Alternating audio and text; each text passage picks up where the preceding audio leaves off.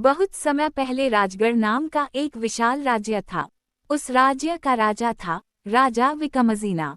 वह बाहर से बहुत दयालु दिखाई देता था, लेकिन उसके दिल में सत्ता का ऐसा लालच था जिसने उसे इंसान से हैवान बना दिया था। राजा विक्रमजिना के पिता महाराज देवेंद्र बहुत निरोई थे। जनता उनसे प्यार करती थी, लेकिन विक्रमजिना को लगता था कि जब तक उसके पिता जीवित हैं तब तक उसे असली ताकत नहीं मिलेगी। एक रात महल में बहुत बड़ा उत्सव रखा गया। पूरे महल में दीप जल रहे थे, नाच गाना हो रहा था। उसी रात विक्रमजिना ने अपने सबसे वफादार सैनिक सेनापति काल भैरव को गुप्त आदेश दिया, आज रात सिंहासन मेरा होगा, चाहे किसी का भी खून बहाना पड़े। आधी रात के बाद जब पूरा महल सो गया, काल भैरव कुछ सैनिकों को लेकर राजा देवेंद्र के कक्ष में पहुंचा। बूढ़े महाराज गहरी नींद में थे।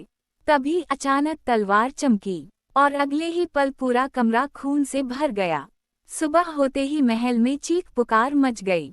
विक्रमजिना नकली आंसू बहाते हुए बोला, किसी दुश्मन ने मेरे पिता की हत्या कर दी। जनता दुखी थी, लेकिन किसी को सच नहीं पता था। कुछ दिनों बाद विक्रमजिना राजा बन गया। उसके सिर पर सोने का मुकुट था, मगर हाथों पर पिता के खून के दाग।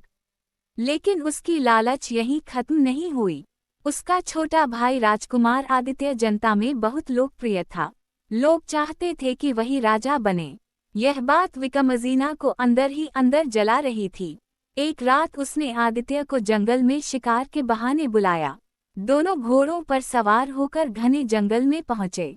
अचानक विक्रमजिना ने तलवार निकाल ली। आदित्य हैरान रह गया, भैया ये क्या कर रहे हैं?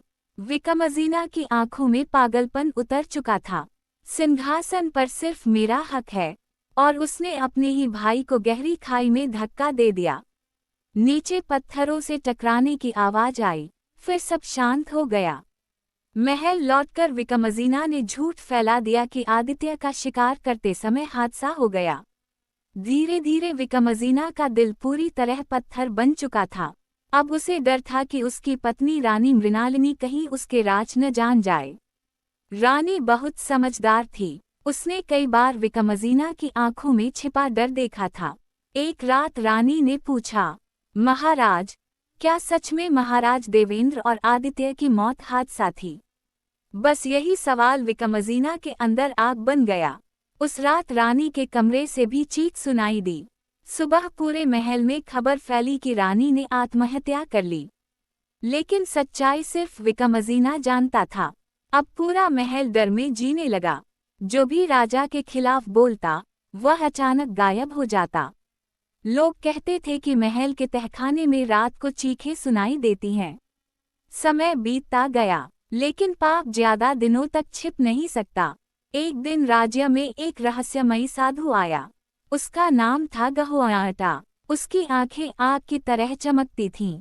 वह सीधे राजमहल पहुंचा और दरबार में जोर से बोला, राजा विक्रमजिना, तेरे हाथों का खून अब तुझे चैन से जीने नहीं देगा।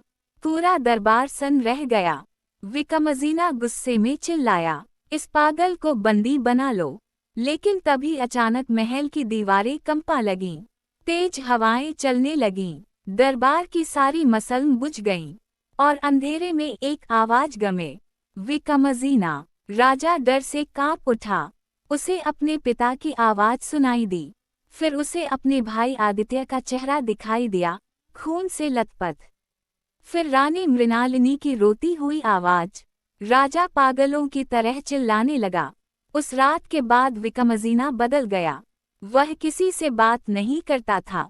रात भर महल में घूमता रहता और चीखता रहता, मुझे माफ कर दो। लेकिन माफी अब बहुत दूर जा चुकी थी। एक तूफानी रात, महल के सैनिकों ने देखा कि विक्रमजिना सिंहासन कक्ष में अकेला बैठा है। उसके सामने 3 परछाइयां खड़ी थीं। अचानक राजा जोर से चीखा और अगले ही पल वह सिंहासन से नीचे गिर पड़ा। जब सैनिक अंदर पहुंचे, राजा मर चुका था। उसकी आंखें डर से फटी हुई थीं। लेकिन सबसे डरावनी बात अभी बाकी थी। उस रात के बाद जो भी उस सिंहासन पर बैठने की कोशिश करता, उसे रात में वही 3 परछाइयां दिखाई देतीं। धीरे धीरे पूरा महल वीरान हो गया। लोग आज भी कहते हैं कि अमावस्या की रात राजगढ़ महल से चीखने की आवाज आती है और सिंहासन पर आज भी खून के धब्बे दिखाई देते हैं, जिन्हें कोई मिटा नहीं पाया।